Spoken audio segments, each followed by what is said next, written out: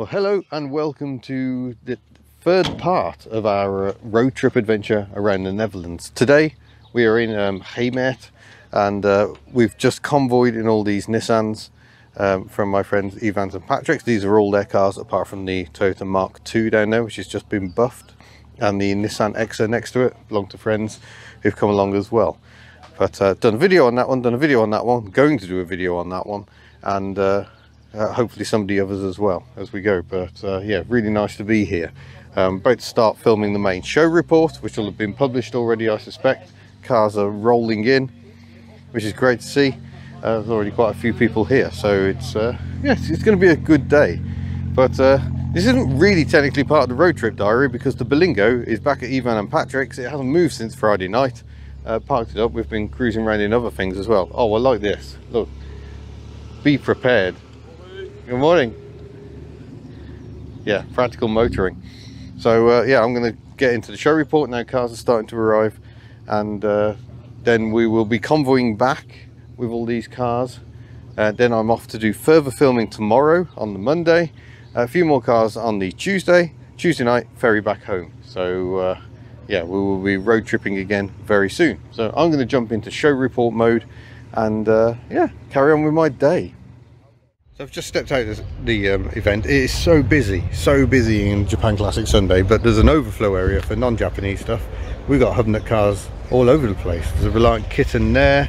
There's a Volvo Amazon here that belongs to Ruben. I drove his Fiat Cinquecento, was it 3 years ago, I think, last time we were here. So yeah, an awful lot of stuff here that isn't Japanese, parked outside the show.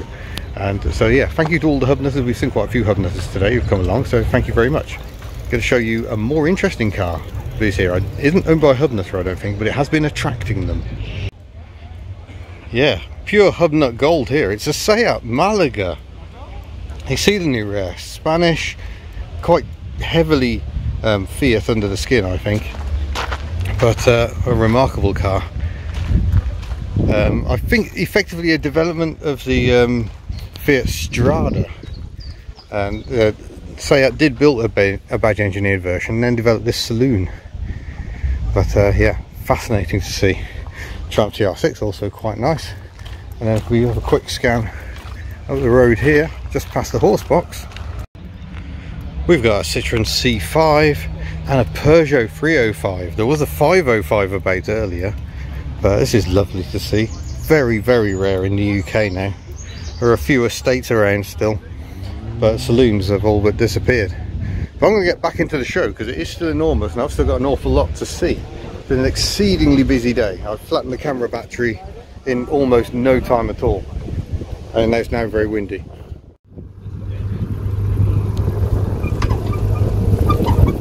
Wind noise is probably horrific, but we are now cruising the field to tidy up at the end of Japan Classic Sunday.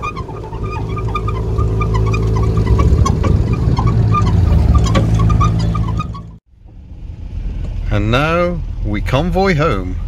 It's one of the prettiest convoys you will ever see. It involves these fine vehicles. It doesn't involve the Volvo Amazon. That's our friend Ruben. He's just invading. But yeah, it's going to be quite the night, I think. Sadly, I haven't got the camera geared up to film this because we're going to be driving for an hour down mostly motorways. But this is officially the very end of Japan Classic Sunday. Well, here we go. We're off to oh, I've forgotten where we're going. Where are we going? We are going to Heelsum today. It's about an hour and a half away. I've just refueled. It cost 106 euros, which is about £91. So really, it's not far off UK prices here when it comes to fuel.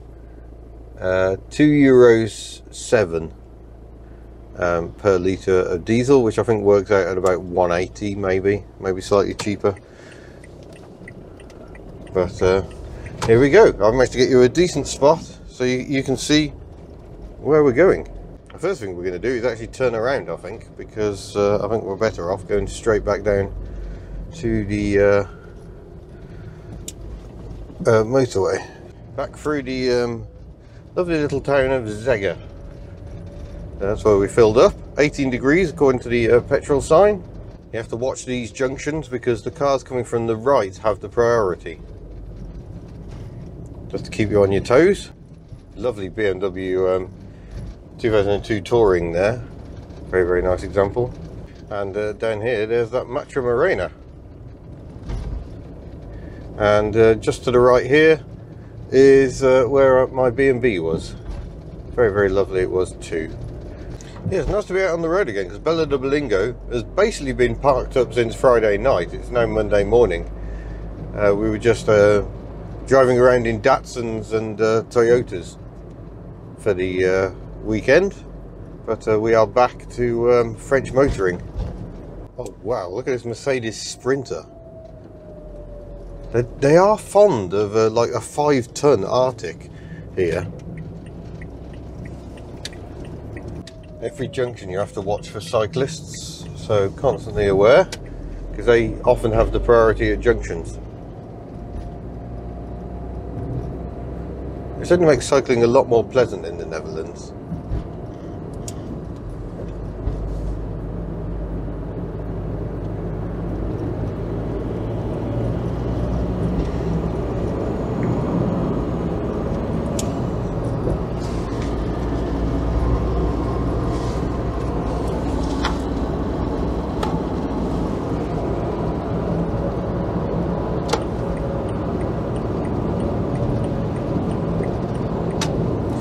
There we go, we are now cruising at 100 kilometers an hour, which is the daytime maximum speed in the Netherlands. Now that's a change since I was last here. That came in during lockdown apparently.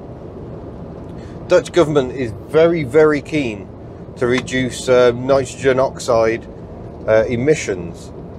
And that's very relevant to our journey today, because not only is it holding our speed down, which is no bad thing, I'm not tempted to go much faster anyway for reasons of economy. Speaking of which, 554, I forgot to check the economy of the car. Bother. Remember 554, that was our mileage.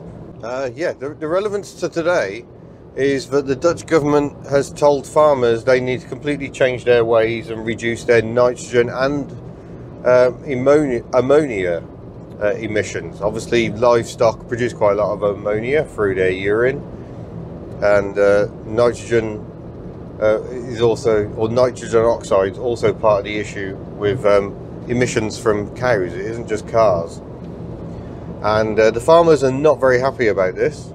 And to be honest, given the approach of the government, which basically seems to have been to tell them to just change their ways, I can see why they might be a bit upset. It's an attack on their livelihoods. So they're protesting today.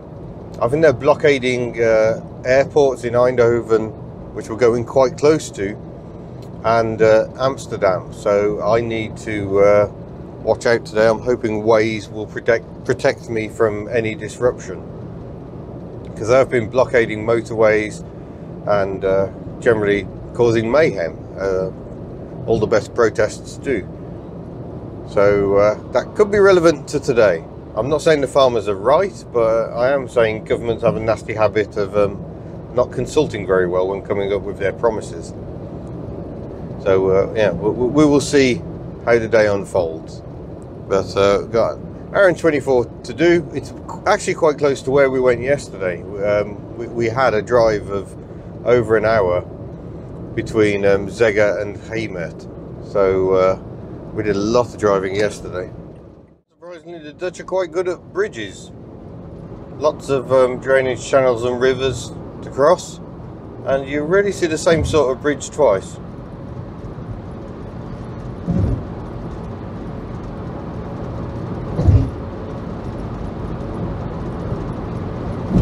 Yep, that really is about as interesting as things get when you're cruising down Dutch highways. They just, I mean, they're wonderful because you don't have to think very much. You can just sit back and cruise. But interesting they are not. By the way, there were quite a lot of you questioning why I didn't do the whole Rotterdam crossing on the ferry. I could have done that. I was up in North Lincolnshire. That's not very far from Hull at all. I did look into it, but I don't think, well, I think there's two reasons. I think one, it's P&O ferries. Not very impressed with P&O ferries at the moment. And two, I don't think the timings worked as well. So the Harwich Hook of Holland, I would normally do the overnight ferry. A lot of people have said, you should do that. It's preferable. But they had no cabins available, or rather they had cabins but only really expensive ones, so it was cheaper to go and stop in a hotel and do a day crossing, even with the extra lounge package bolted on, which was worth going for. I think I made good use of the hot drinks and snacks available there within, and I had a table that I could have worked on my laptop if I'd bought the cable to connect my camera to the laptop. Oops. So I ended up mostly chilling out and did 5,700 steps walking around a ferry, because I just get a bit restless on those sort of journeys. It's why I hate long haul flights, because I just want to get up and walk around all the time. I did watch Heather Watson win at Wimbledon, so that was good, although there was no sound, so I had to imagine the sounds. That sounded really, really wrong, especially given the noises some lady tennis players make. I didn't mean it like that. But yeah, that's why. I just love the Harwich Hook of Holland crossing. It's Stena Line, and I think they do a good job. I've really enjoyed it on previous crossings. It felt just as good this time. Not going to rush to do another day crossing because it's very, very boring. So we're going back on a night ferry, and yeah, that should be a bit preferable. Oh, another impressive bridge coming up. This one a lift bridge. Oh, yeah, that is a big lift bridge. Oh yeah, we are going over a very wide river. Plenty of barges on it. The Dutch love a barge. They also love American barges. A lot of big trucks over here. Saw a Honda, oh what was it, Honda Ridgeway yesterday at Japan Classic Sunday. And plenty of Dodge Rams and the like about. Very Dutch scene. Windmills, new and old. Windmills were used for agriculture, but also for pumping water, I think, because it's reclaimed land. So yeah, you have to keep the water moving. To be overtaken by an electric car, I think. I don't recognise it. I don't know what it is. iWays U5. Interesting. I'm guessing Chinese. Oh, very nice Mark IV Golf there as well. So a bit more on fuel prices. Naturally, it's cheaper off the highway than it is on the highway. We're on a highway at the moment. Let's see what this one is coming out at. It's an SO. So the diesel is 235. That's 236 even. That's 30 cents a litre more than I paid this morning. But 95 RON petrol there was €2.53. So it's getting on for 20 cents more expensive unleaded.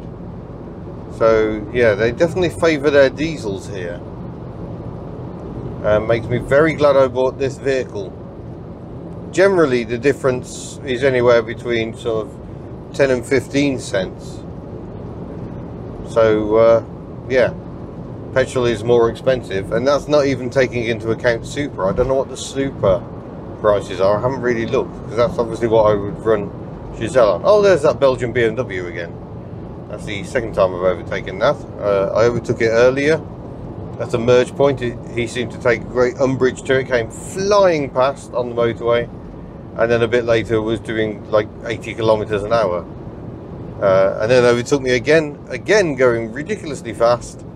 And again, the tortoise that is the Berlingo is still just cruising along merrily. Yeah, the landscape is very, very flat, so going to the east of England, good preparation. Interestingly, much of the land drainage and reclamation in the east of England was by Dutch immigrants, so because they knew a thing or two about it. And it's why, if you're in Cambridgeshire and North Lincolnshire, you often see buildings that look a bit Dutch, especially in the sorts of roof tiles and everything, and that very simply is the reason. Is because they were Dutch. Oh, look at that, a lovely little E30 BMW. Yeah, 316 I think. And this is Heelsum Gem Renkum. That's probably the worst pronunciation anyone has ever heard. I apologise, Dutch people. Zut alors! It is a Renault Avantime, and you can really see the heritage in it. If you, the Renault heritage, if you look, you see, it's like there's a Renault 4 van just in the paint. Oh no, sorry, it's there.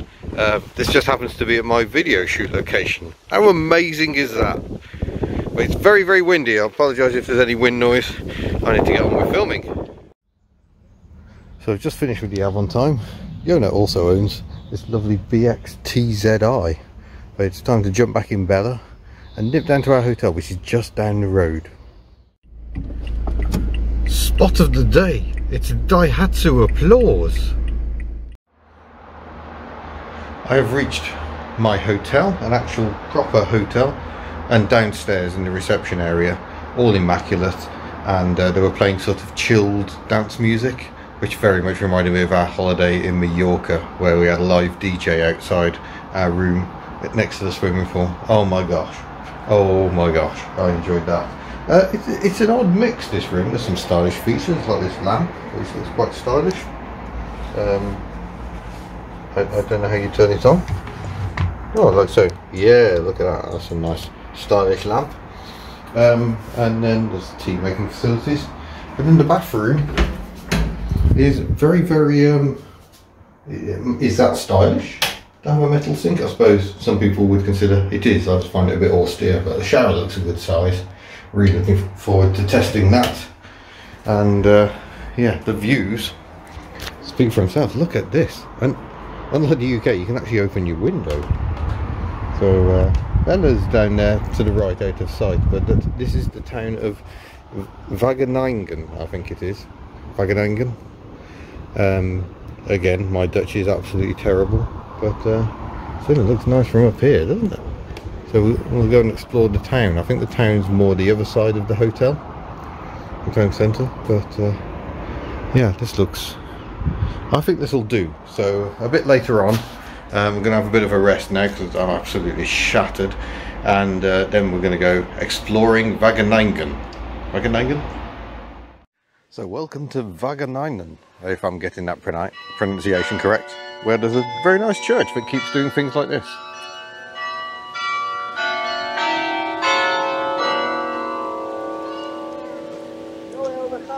Isn't that lovely? This is a fantastic square. Plenty of fine eateries. I went to this Turkish kebab place and had an amazing sort of, it is called a pizza, but it's more like a burrito wrap. But yeah, in case you hadn't noticed, the first rule of being a tourist somewhere is you must look like a tourist. And I think I've just about managed to achieve that look. Obviously you've got to flaunt your camera, you've got to dress smartly in your shirt, so everyone knows you're a tourist. But yeah, this is a fabulous old church right here. Really liking it ever so much. But we'll go and have a bit of an explore of the town. There are many old buildings, most of them shut, because there will be shops during the day. And at night, the high street all goes a bit dead. But yeah, it's somewhere a bit different. It's nice to get out and do some exploring. And yeah, like I say, it's a really nice town centre. All eateries down there as well, where I'm sure I could have got fine dining, but I've had rather too much fine dining on this trip, so I thought a quick pizza and a good mooch about might do me some good. Am I trying to pretend pizza's healthy? I probably am. But yeah, this is Wageningen. I think that's a Lancia Ypsilon. Look at that luxury. Minicar luxury. Not something I'm used to seeing. Yeah, it is an Ypsilon. There we go. That's cute. Lancia not quite dead. Just dead in the UK. More intriguing little avenues. I don't know what's drawn me down here. Could be the Daihatsu charade, but it might not be. Loads of Daihatsus here. I've never been anywhere in the world that has as many Daihatsus. Obviously, I've never been to Japan. One day. Let's go and have a stroll down here, eh? And what we find is a river and some gravel. My feet are making great noise on. What a lovely spot.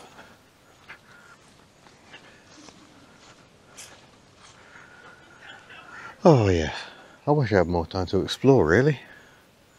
But there you go, that's just a very quick hint of tourism on this trip. I'm going to go back to the hotel because I've got so much editing to do.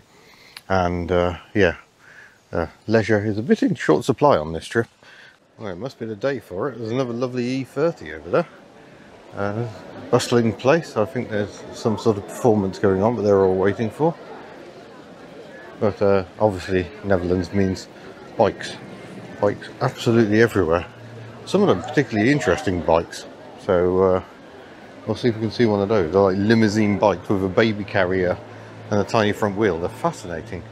And very often electric as well. I reckon I could get me into an electric bike. As we walk through here, that is my hotel. It looks nicer on the inside. It's looking a bit grim here on the outside, but I guess a big old concrete building is quite difficult to clean. I'm up on the 8th floor. I don't know which room that is. It's quite high up. I think it might be about there. I think it's my room.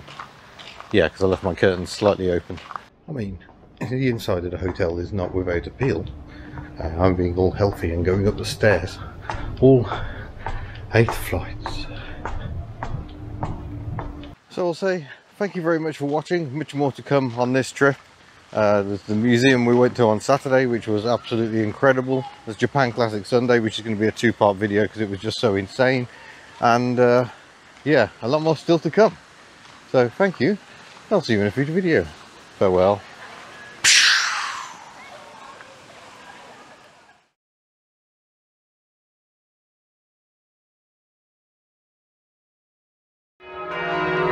You can actually see the bells swinging right up at the top of this incredible building.